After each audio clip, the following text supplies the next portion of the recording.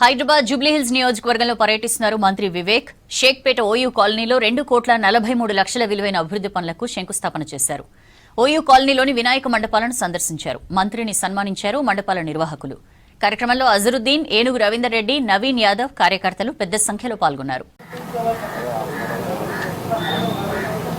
Next time ఇప్పుడు assembly ఉంది, పోవాలి, మళ్ళీ వస్తా, మళ్ళీ చూస్తా. డెఫినెట్లీ మీకు ఇక్కడ మన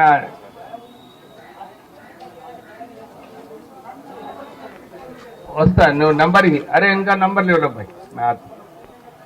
ఇక్కడ మన షేక్పేటలో చాలా చోట్ల కూడా ఈ హై టెన్షన్ లైన్స్ పోతున్నాయి.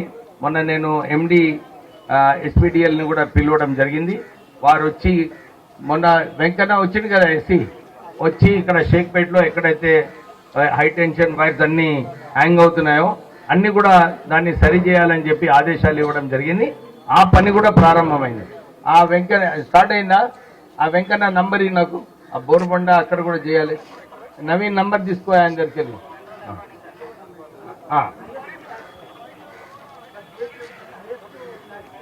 మంచిది అది, ఎందుకంటే రెస్పాన్సిబుల్ సిటిజన్స్ గా మనం కూడా పే చేస్తేనే ప్రభుత్వం ఏదైనా పని చేయొచ్చు. చేద్దాం, నేను చెప్పిన కదా మీరు అన్నది పాయింట్.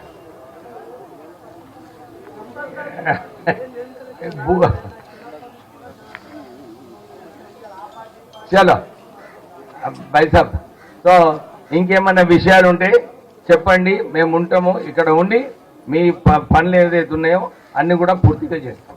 సరేనా? Thank you.